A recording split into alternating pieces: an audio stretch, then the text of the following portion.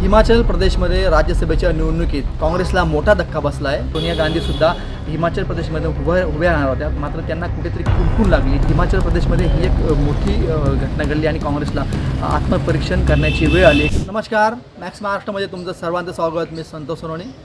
हिमाचल प्रदेशमध्ये राज्यसभेच्या निवडणुकीत काँग्रेसला मोठा धक्का बसला आहे, कारण काँग्रेसचे 6 आमदारांनी क्रॉस वोटिंग केल्यामुळे काँग्रेसचे उमेदवार अभिषेक मनू संघवी यांचं पराभव झाला आहे, तर भाजपचे उमेदवार जे आहेत महाजन यांचा विजय झाला आहे। हिमाचल प्रदेशमध्ये जर बघायला गेलं तर भाजपपेक्षा काँग्रेस ही मजबूत स्थितीमध्ये त्यांचं सरकार होतं। या ठिकाणी काँग्रेसचे 40 आमदार आहेत, तर भाजपचे फक्त 25 आमदार आहेत। असं असताना ज्यावेळेस राज्यसभेची निवडणूक झाली त्यावेळेस समसमान 34-34 असे मतं पडली आणि ईश्वर चिठ्ठी ज्यावेळेस निघाली त्या ईश्वर चिठ्ठीमध्ये सुद्धा भाजपच्या बाजूने पारडं पडलं आणि भाजपचे उमेदवार जे आहेत त्यांचा विजय झाला। यामुळे ईश्वर चिठ्ठीने सुद्धा काँग्रेसला संधी जी दिली नाही आहे असं चित्र आहे। दुसरं असं की आपल्याला माहिती आहे की गेल्या काही दिवसापासून हिमाचल प्रदेशमध्ये काँग्रेसमध्ये अनेक नाराज गट होते।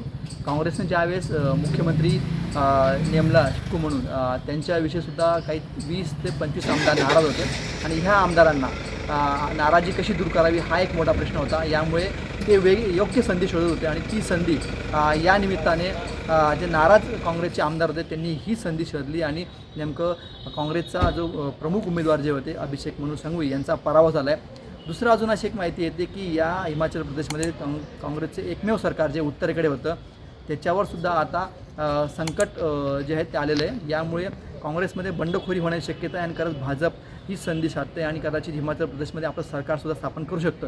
ह्या येणाऱ्या निवडणुकीमध्ये आपल्याला पाहायला मिळालं।